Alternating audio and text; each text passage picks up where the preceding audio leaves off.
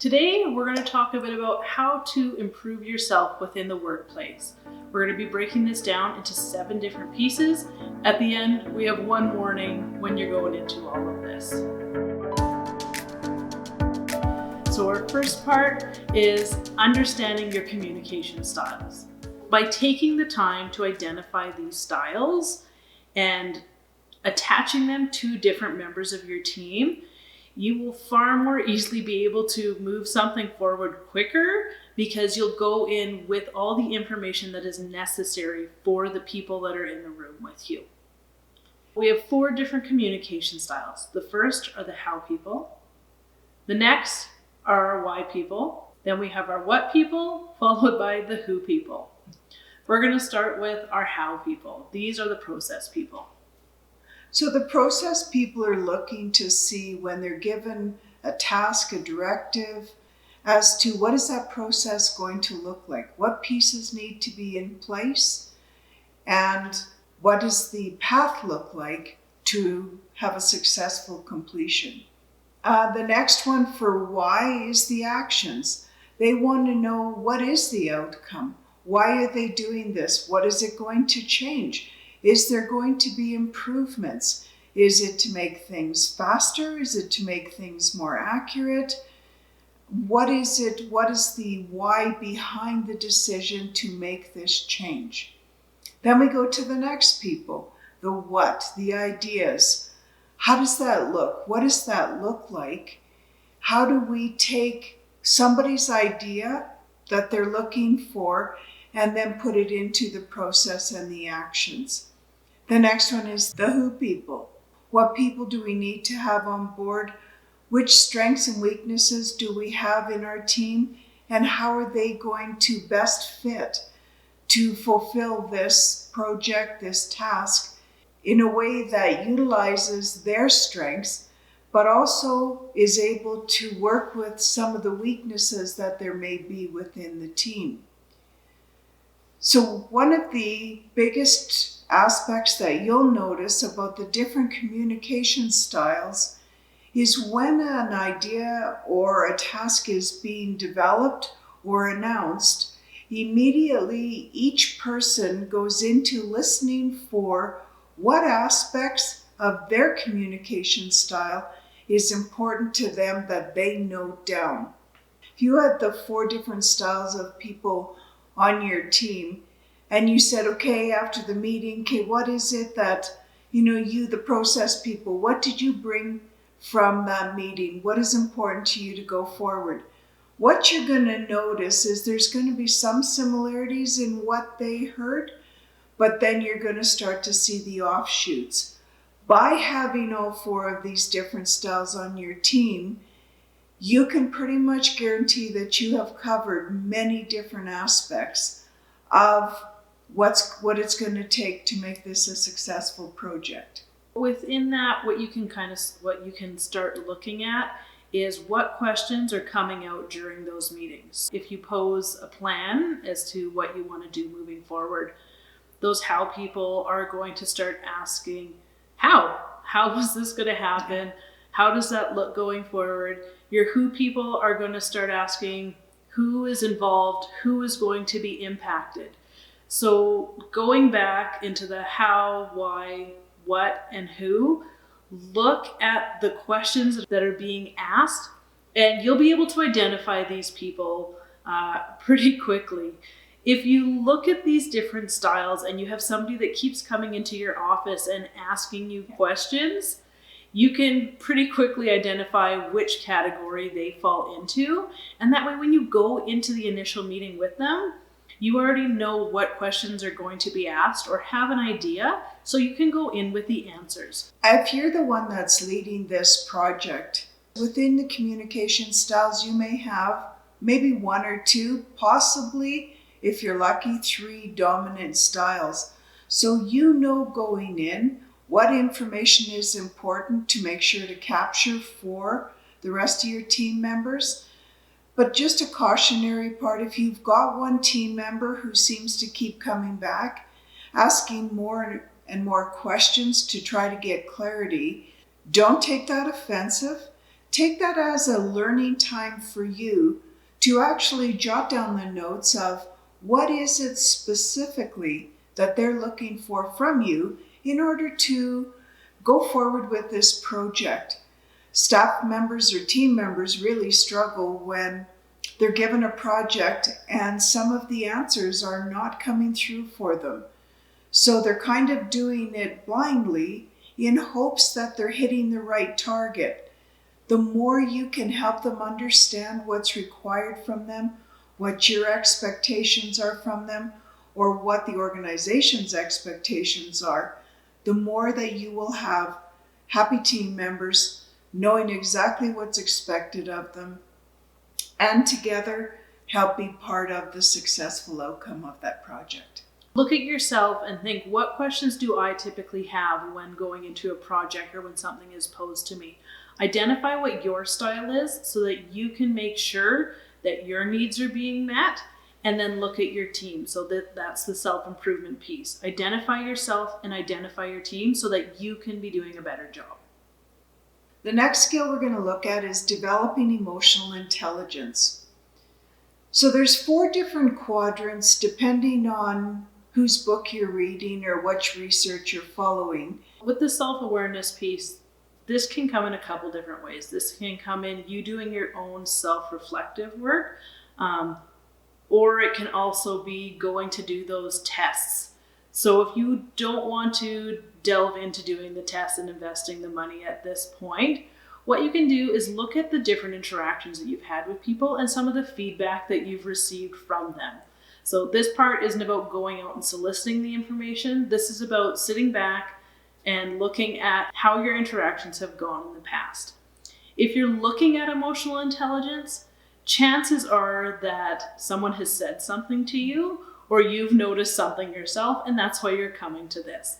So write down a scenario where you feel like you had good emotional intelligence, bad emotional intelligence, or someone has told you information contrary to how you felt that you handled the situation.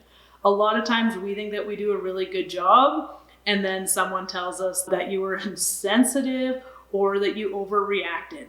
So look at those scenarios and break them down now that you're out of that situation. It's a really good tool to use to actually self-reflect back after you've had a conversation with an employee, because you're going to take a look at what worked well, how was the employee engaged, if there all of a sudden was silence or a disengagement, what do you hunch could have happened in there? And even if the conversation went great, what could you have done differently that might have improved it even more? Self-awareness is just about not about looking at what you're all doing wrong. It's looking at your strengths as well as your weaknesses. So when we look at self-reflection, it ties very closely into the self-awareness piece. But the self-reflection starts to look at how do we react to situations out there, and how is that perceived by our coworkers, by our team members, by the leadership team?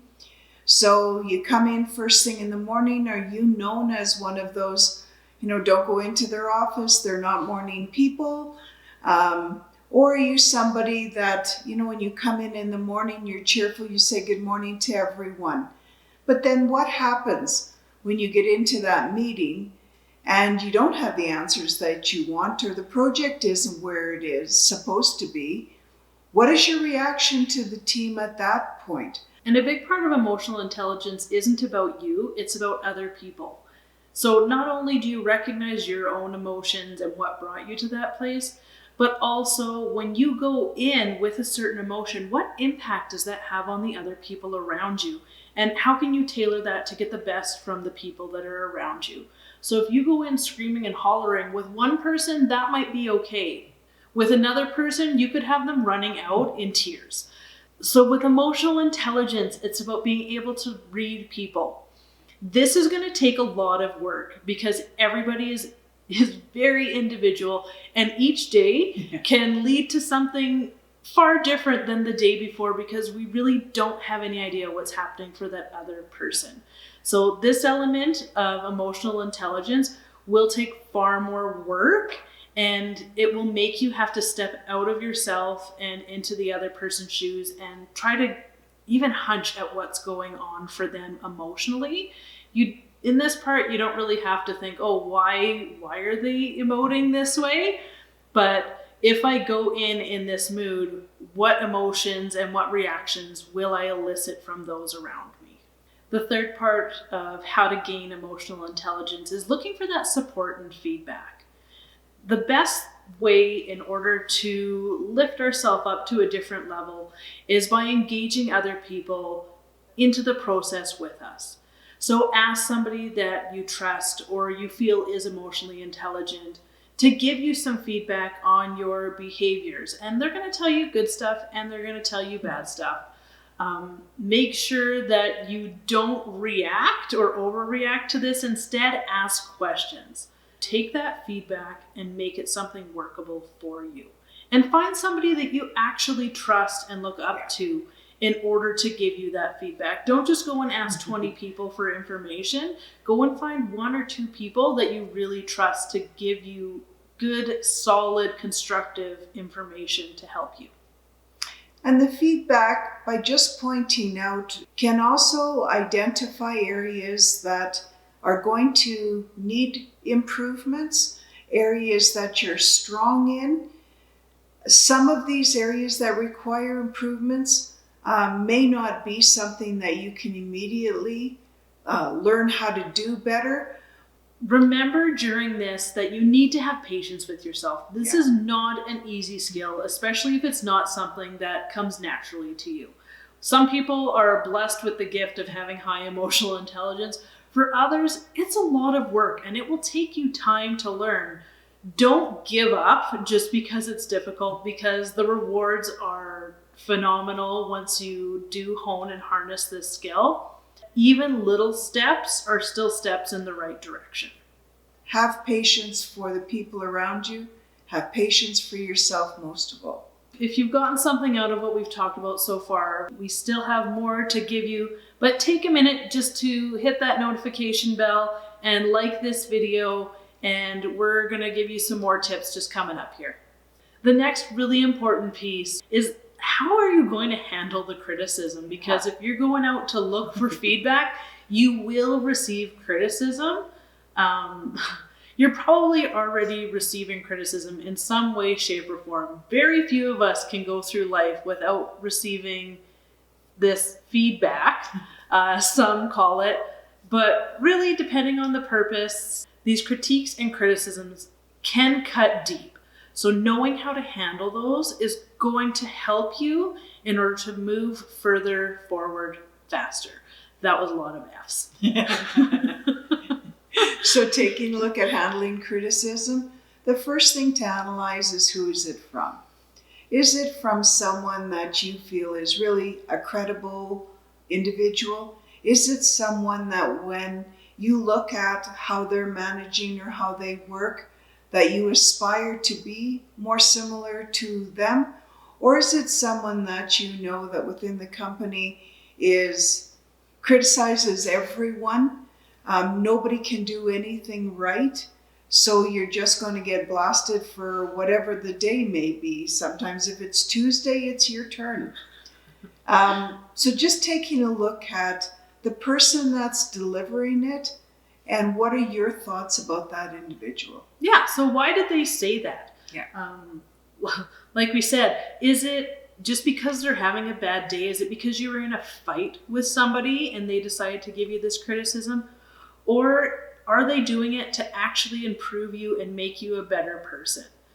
Is it because there was something that you were going after, a project that you wanted, or a goal that you wanted to achieve? So they're giving you this criticism in order to actually progress you forward. And though you might not like hearing it, is it something that you actually need to hear? So why they say what they say? That is a bigger piece of this whole puzzle.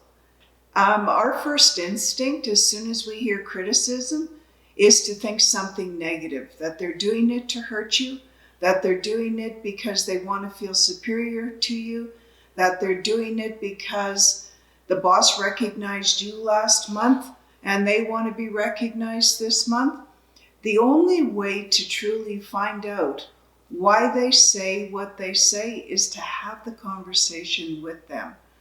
When you say, okay, last week when you said, had I managed that meeting better, what did you mean by that? Then you find out what their true intent was behind the criticism.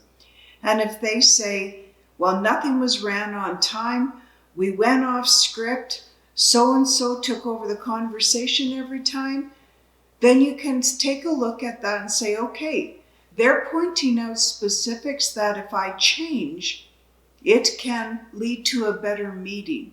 And if their hope and goal for the end of this conversation is to attend a well-run meeting, then you know the intent is there to help you. Now, how they say it to you, again, takes skill and finesse. And some people don't have that. Some people do it greatly. So you're just going to have to weigh out how people say it. But by finding out the intent behind it, will sometimes take the edge off those unskilled feedback givers. Yeah, so look, is it personal? Is this a personal attack against you? Or is this feedback as to what you could improve upon?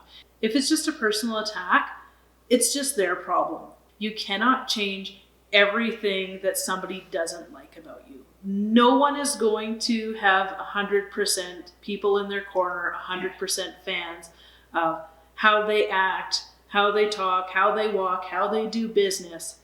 So look at the personal versus the feedback. Is this something that you can actually change? So really, this rolls into keeping it future focused.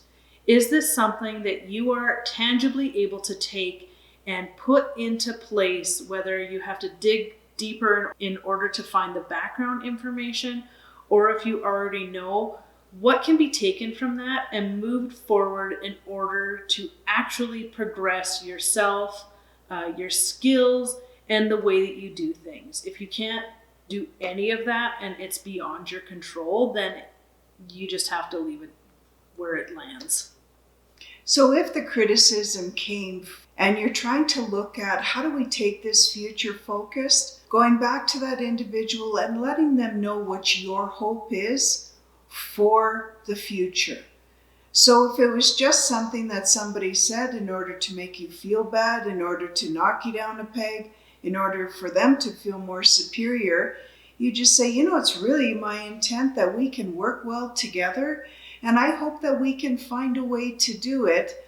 I don't appreciate when you come at me to demean my character, demean what I've done. And really, my hope is just that we can both work together and we can both show the management team that we can do it, that we're competent individuals. So again, looking future focused, what does that look like? What do you have to have in place? Some of the criticism can be done in public. Your request might be, the next time you have something to say about the meetings, instead of standing up and, shouting what you said in the meeting, how about you say to me after, hey, can we do a debrief and go talk about what just happened in the meeting?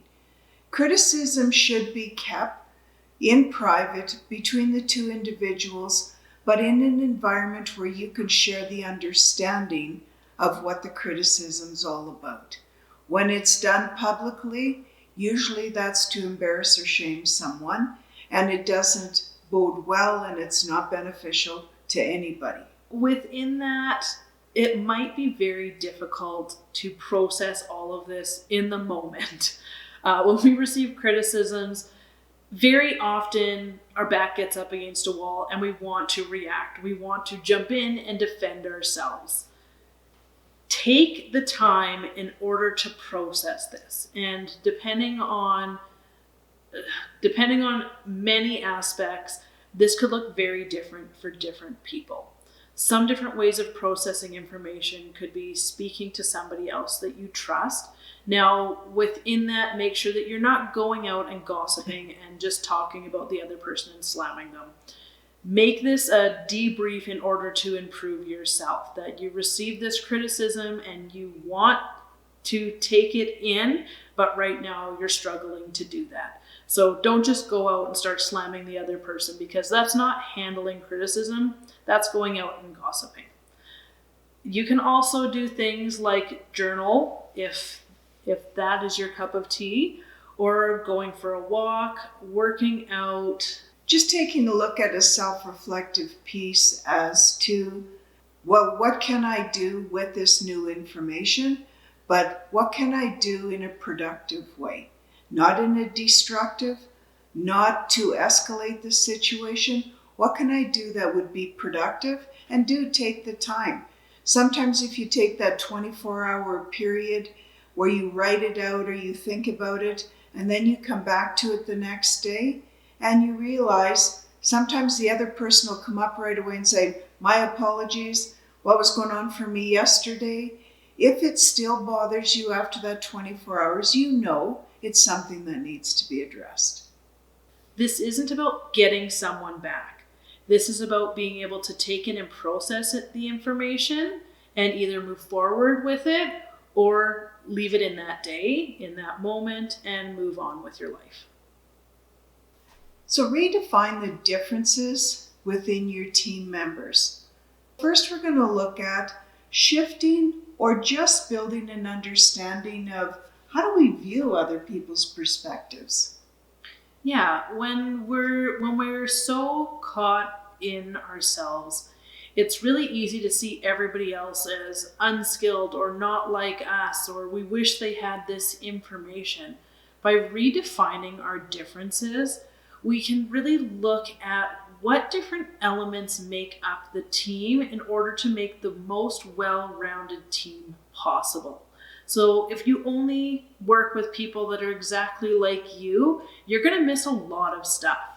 By creating these dynamic groups and really utilizing the differences within your team, you're going to be able to fill in a lot of those gaps that otherwise you wouldn't even know were there. So with that shift of perspective, that's going to be taking those people that you might really not like having on your team and trying to figure out what purpose they serve, because like it or not, and no matter what you think of the person sitting over there in the corner that you don't want to talk to, they have value that you could utilize if you are willing to look for it. So we kind of have to swallow our pride at this point and look at the big picture, which I get it. It's hard. There's always those people that you don't mesh with. There are very few people that get along with everybody in the world. So by redefining these differences, by shifting this perspective and looking for the good, looking for the benefit, though it may take more time with some people than others, it is something that is definitely going to pay off for you that a lot of people aren't doing or don't have the skill to do. It's probably one of the most difficult aspects, because when we're asked to look at something from another individual's perspective or opinion, that means setting aside something that we actually pride ourselves on. So if I've made a decision that, this is the way we need to go, I feel that because of my education, experience, my knowledge, my level, that I've done it to the best of my ability. Now, if somebody comes in and they have a completely opposite perspective, well, that means setting aside everything that I believe to be true. So how hard is that? So to say that maybe there is a different perspective means to say, could I be wrong? You may not come out of the discussion with a change in perspective, but you will have a greater understanding of their perspective. So even if there's a few elements that you never thought of before, when you go forward, you may be able to incorporate those few aspects into how the plan's rolled out, how the change is made, what aspects of the decision are going forward. That's something that has now made what your knowledge base is even broader. When you put out a decision based on taking every one of your team members' different perspectives together, the greatest reward that you'll get is the buy-in from everyone because they feel part of that decision. Knowing where people's strengths are in their differences will also make it a more successful project, task, changes, even a day-to-day work, better and successful in the end. So stop looking at those differences as negatives. It's very easy to fall into that. Everything different is opposed to me or against me or working against what my goal is. You need to look at these differences as things that can actually be built upon and make you stronger. The more diverse a group has, as long as your end vision and your end goal is the same, flip the script and find a way to make those differences of value within your workplace. So our fifth part about self-improvement is when you feel like, that's it, I've had it, I'm exhausted at my job, I really don't want to be here anymore. How do you get that motivation back to actually want to do a good job at your job? So how do you get that motivation back to work and actually start investing your time and energy there in order to help propel yourself forward? To start with this part, it's about finding out, what did you actually enjoy doing when you started this job? So look back on your career. When you first applied for that position or you first got into it, why? Why did you decide this area? Why that specific job? It can be anything from the schedule to the people. It sometimes is the work, it sometimes isn't the work. Sit down and figure out exactly why. One way that I've done this in the past is give yourself 2 minutes and sit down with a Post-it and write that day 5 things that you enjoy about your job. Even if you have to really dig deep, there will probably be 5 things or more that you actually enjoy, and think outside the box. Don't necessarily think tasks that you were assigned to do that day. Think bigger than that. If you're looking at what motivates you, usually what motivates you is tied to who you are as a person, your beliefs, your needs, your values, what aspects of life bring joy and passion to you. So if you're like, I really like, being conscious about the environment, and then you take a look, well, what parts of my job help to save the environment or making changes to the environment? And sometimes you just got to go back and start with, what are you passionate about and what is it around you or within your job that there's the passion for? Motivation also reflects when you see yourself as an integral part of the organization you work for. So if you think, oh, I do these monthly reports, and really they end up in trash bin file number 13 every month, where nobody's interested in looking at them, nobody cares, and maybe there's a computer program that's programmed to do the exact same job you do, so your job is kind of redundant. If you're finding that this is where you're at, sometimes it's going to take the conversation with the leadership to see where they see the importance of your role, and just ask them, do you know what I do? And how does that fit into the ultimate plan for this organization? And when you look at what is important to you, you can also look at where you see yourself in the future. And does where you're working lend itself to that place? Some do and some don't. Now, within that, it could even be the flexibility within your job in order to take those vacation days to move yourself forward. That can be something that still motivates you to get to work every day, to earn those vacation days in order to get that further education. You could love going to conferences. So what do you need to do within your organization in order to go to those conferences because you love the socialization aspect of it? Look at not just your daily tasks, but the things that you really like to do outside. What gives you energy, and how can you pull that into work? And sometimes depending on where you are in your career will depend on what your motivation is. So at the start of your career where you think you want to climb the corporate ladder, you want to get as high as you want to get to, as quickly as you want to get to, your motivator is being provided that opportunity and the steps to know what it's going to take to move to that next level. When you're midway in your career, you may start looking at, okay, how does this pull out into where do I want to go from here? Do I want to stay middle management? Do I want to take the next level higher? What will it take to do that? So knowing where you are personally within your life, what is your motivation?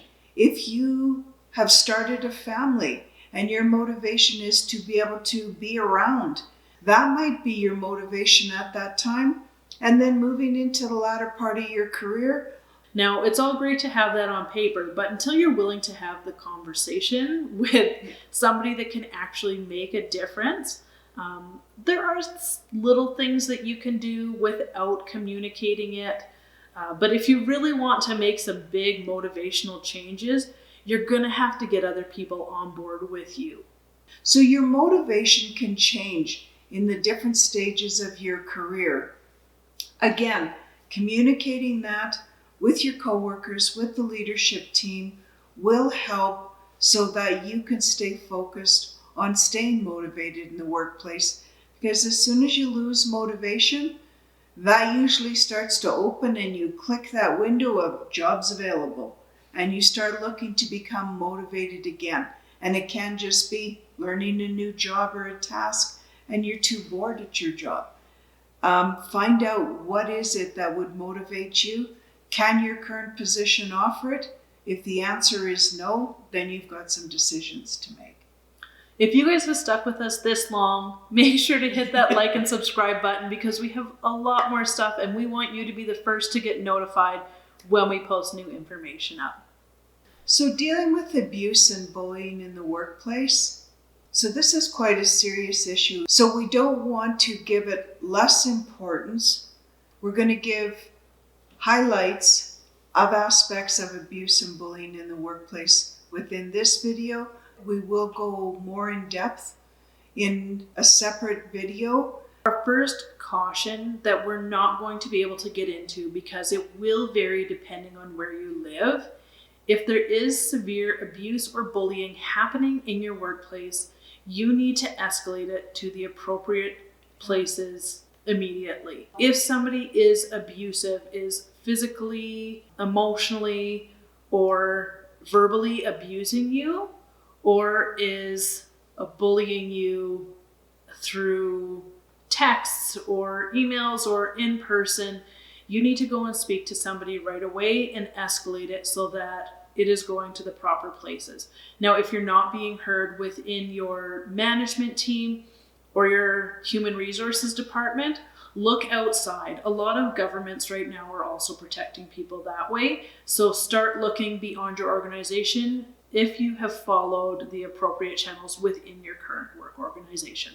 So we understand it's not as easy as saying go and report it up the ladder of the organization, because we know sometimes it's individuals in that upper level of management that are They're the instigators? Yeah, they're the instigators. They're the ones that are creating the abusive situation.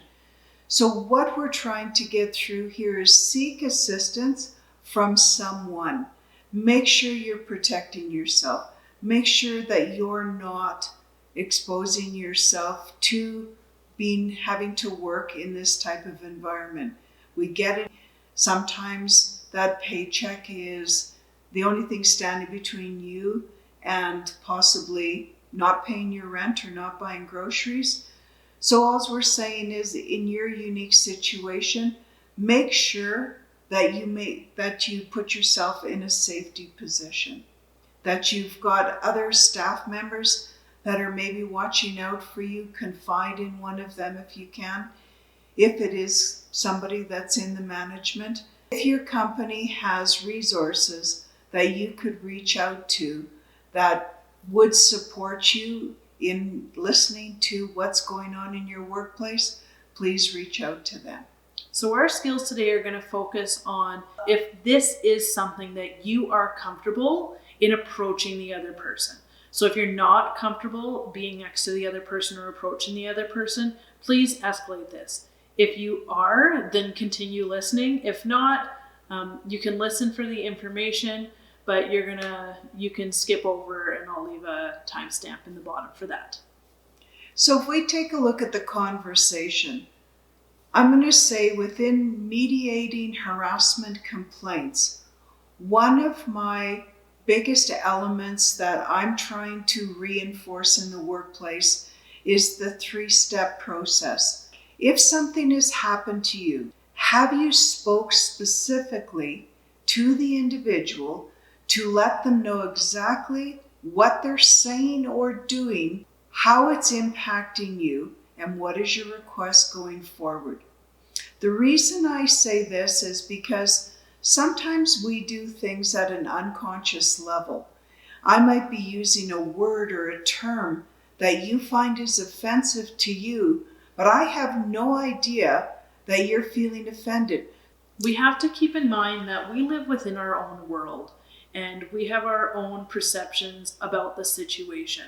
So remembering that what somebody has said or done may have worked for them in the past, and it's up to you to let them know that it's not going to work with you, that it doesn't fit within what you're comfortable with within the workplace and within your relationship with that person. Remember that people act differently depending on the relationship that they're in. How you speak to your friends is going to be different than how you speak to your coworker or your boss or one of your clients. So they may have blurred these lines and feel that how they are acting is appropriate because they view you as one of their buddies, but that's not how you converse with your friends. So have that conversation.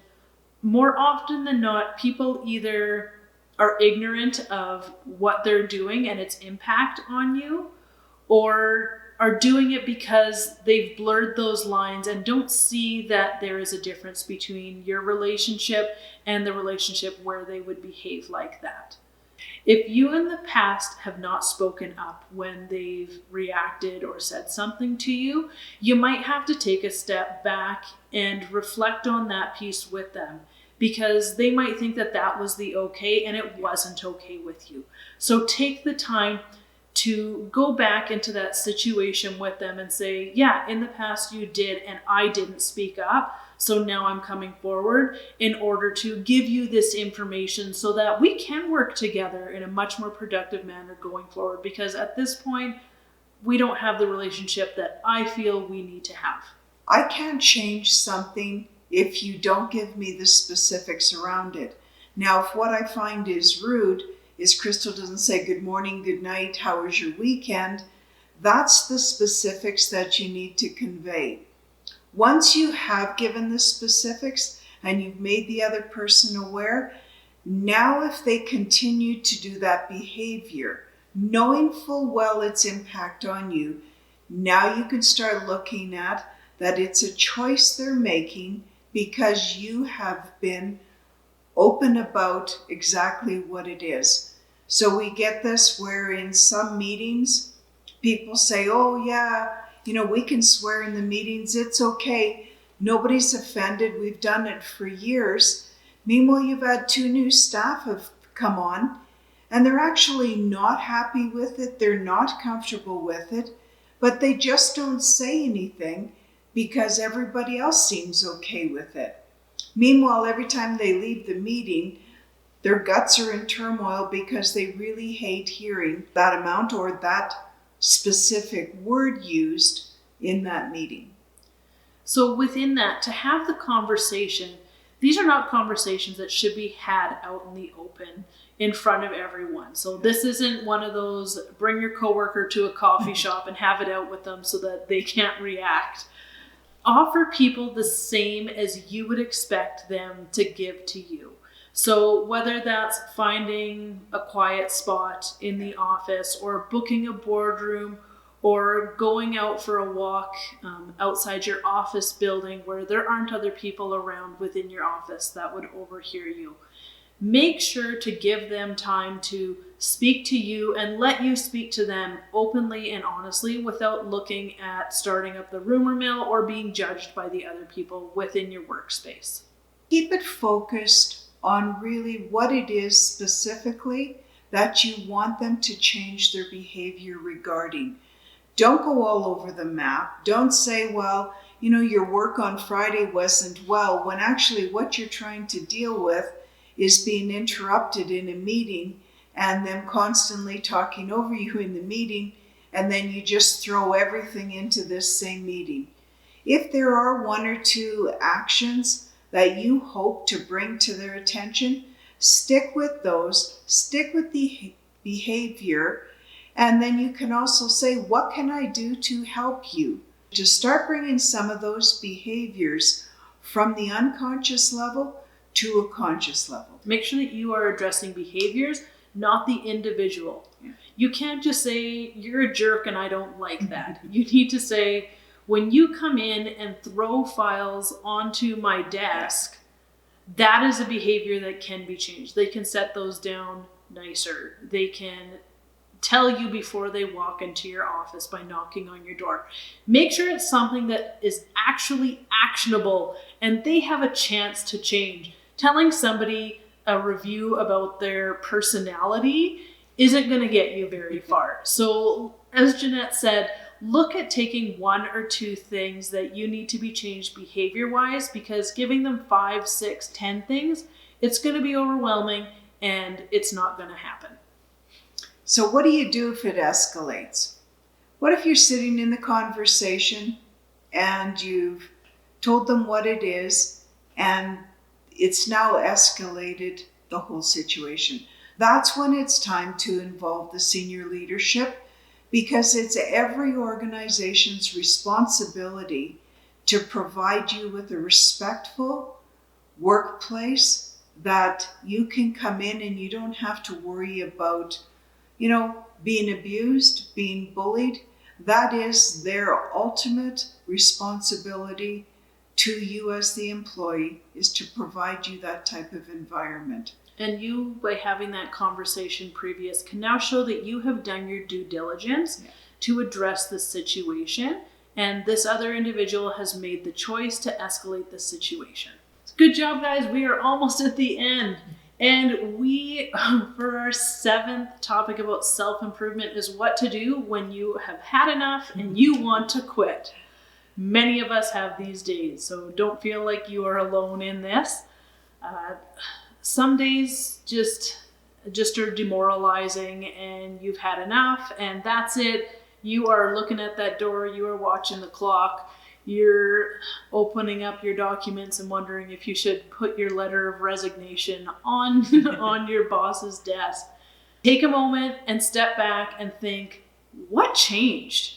Something must have changed, because you didn't walk out the first, second, third, fourth day of your job, typically, if you're watching this. So what has changed within your work that's brought you to this place? And is it something that can actually be changed? If you look at what has changed within your workplace, sometimes these are extremely large changes that you can't do anything about, and there's no way that you can get back. A lot of times we see this in small companies that get bought out by large companies, and the things that you really loved and enjoyed about your job just don't exist there anymore. So you can't change those. Now, is it worth quitting over? Do you want to go back to that small company? Or is this something that you can change and change your work environment in order to get your motivation back? Taking a look at writing down and reflecting as to what it is that you do still like about your job and what aspects that you really find that have started to not align with who you are as the employee, the way you work, your beliefs, your needs. What is it that has all of a sudden given you that sense within yourself that it's time to go? We have to take a look at, is there anything we can do? So once you've identified what areas of your job you still enjoy, but what areas of your job you don't enjoy anymore, or that you feel are the contributing factors to now why you want to quit, has it changed substantial enough that you can change something that will shift it from being something you've got in your negative column over into your positive? So a few examples that I'd like to say is sometimes corporations move from out in the suburbs area of a city down to the downtown. Well, now the dynamics of the travel time, the cost of parking, all contribute to stress in the job, changes of how you commute, where you commute to, what your day starts and stops like. Is it conducive to your family life? Daycare pickup? How many factors, and would they allow you to work from home then? Is that an option that you could propose to them, even if it's half the week? So is there something that you can do or propose that may change that dramatic change that's happened that's now made you feel like you want to quit? You get a new manager and you're feeling you just don't align with how you work to their expectations. Is there something that you can do with your manager to see if you can come into a common ground there? What is within your sphere of influence to change, to maybe improve that or bring it closer to what you did love about your job before? So being willing to have those conversations, once you've identified those areas, you might not necessarily be able to see how you could get that back into your job. Go have a conversation with your manager or the person above, depending on what the dynamics in your business are, and see if there are opportunities for you to get back into that kind of work or to start taking on this different type of work that you haven't already. If you have a newfound passion for event planning, as an example, maybe there's a way that you can contribute to an area or an organization within your company that you haven't previously been a part of. Look at different ways to reignite that passion for what you love doing, even if it's in a way that you've never done it before within your organization. Trust your gut on this. You're going to know by just self-reflecting or talking to the people that you care about if this is a good place for you, if this is a healthy place for you to work. Sometimes we just need to get out of the house, and just going somewhere and having that communication is what you're looking for. Other people, they need to progress within their workplace, and that's how they feel fulfilled. So is that something that you can get at your current job, or can they set you up in order to move on someplace else? Really look at what can you do within your area in order to move towards your goal, and if it fits or if it doesn't fit, how you can manage that. And guess what? Management can't offer you the opportunity or help make the changes if you never speak to them. If you go away silently and just say, that's it, I quit, and they say after that you've given your notice or you applied for another job or you're going to a different corporation, and they say in the end, like, let's talk about, like, why did you decide to quit? And you tell them, well, it's because I wanted to do this and that. And they say, hey, we could have offered you that. Sometimes senior leadership knows more about what's coming down the pipe, different opportunities that would have been your dream job, but instead you've now quit that corporation, you've taken a pay cut, and you're going to a job that you least like, all because you didn't have that conversation to say, hey, is there any way or possibility, and come in with a plan. A lot of people also look to their management or their upper leadership in order to motivate them. A lot of people don't have the skills to motivate you. So you need to find a way to motivate yourself. What can you do within your job to actually motivate you to come to work? What can get you excited and reinvigorated about your work? And if you can't figure that out, What's going to change if you were to change positions? If you were to go to a different company, you need to figure that out before putting it on somebody else as their responsibility. So look at what motivates you, what would make you passionate about going to work, about your job, before you look at just quitting, or you're not even going to know where to start to look next. By defining what's important to you to have for that job, so whether it's a 10-minute commute or an hour commute, whether it's to have days off to spend with your family or out hiking in the mountains, by defining for yourself what's important to you to keep you motivated, to keep you passionate about your job, by understanding that and sharing that with your leadership, with your team, will help you that when you do make a decision, if you have to make the decision, they will better understand it and you'll know you're making the right decision because where you're going to more closely aligns to what you've already defined for yourself before you get into that emotional state of, that's it, I quit this job. So before we give you our one warning, you guys have stuck with it all the way to the end of this video. Hit that like and subscribe and notification button so you can get more information. It also helps us to get this information out to more people. We really want this information in the hands of as many people as possible to make a more positive work environment. All right, now that you've stuck through to the very end, our one warning is remember that just because you have these skills, don't assume that other people do. Yeah. Even though people might be above you in the hierarchy, lots of people are promoted and given those based on their technical knowledge or even their areas managing people, and they don't necessarily know your job or know how to handle all of these dynamics. So when you go into a conversation, you need to be the skilled person and use the tools that you have in order to better yourself and better your company. In the comments below, let us know what's one thing that you've done in order to improve yourself within your job and within your career. Try to say just the who people. Just the who people. No, you say the who people. The who people. I'll say it without laughing. The who people. No, hang on.